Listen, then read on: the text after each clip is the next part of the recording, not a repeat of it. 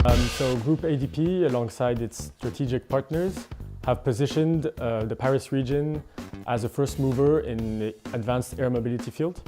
And so we have an incremental roadmap that combines vehicle development, infrastructure development, operations, social acceptance, and also airspace integration. We are very happy to be part of the CORUS XUAM project within the French program. We are very pleased to welcome these tests in our brand new test bed here in Pontoise, where we can carry out those tests throughout the year.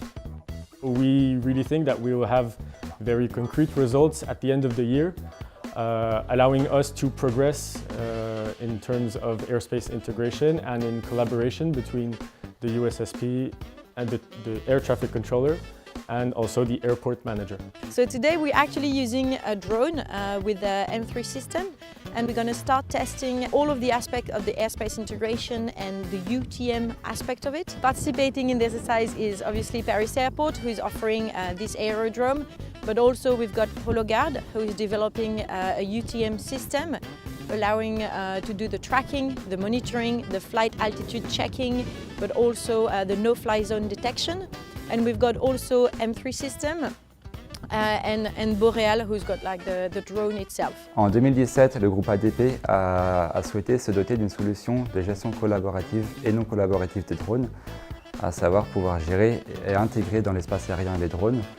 Donc c'est dans cet objectif-là qu'on s'est inséré avec le groupe ADP au projet CORUS XUAM pour développer les services sous space UTM dans le cadre d'intégrer les drones et les VTOL dans l'espace aérien classique. M3 Systems est une société spécialisée dans le domaine de l'ATM et de l'UTM depuis maintenant 17 ans, et spécialement dans les sous-domaines de l'étude de navigabilité, d'analyse de sécurité, ainsi que dans tout ce qui va être planification de plans de vol, gestion opérationnelle et réglementaire. Dans le cadre du projet CORUS XUAM, le système BOREAL permet de pouvoir jouer différents scénarios de vol, notamment des modifications de trajectoire, des sorties de plans de vol, des modifications d'altitude, de vitesse, voire l'intégration dans un espace aérien fermé, donc une no-fly zone.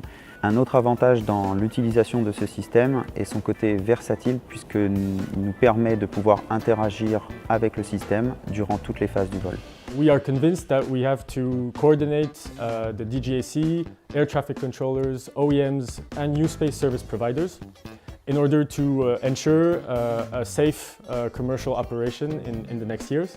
Next few months we'll be able to use actual VTOL, and we're going to be able to use that to launch our tour routes for 2024 for the Olympic Games here in Paris.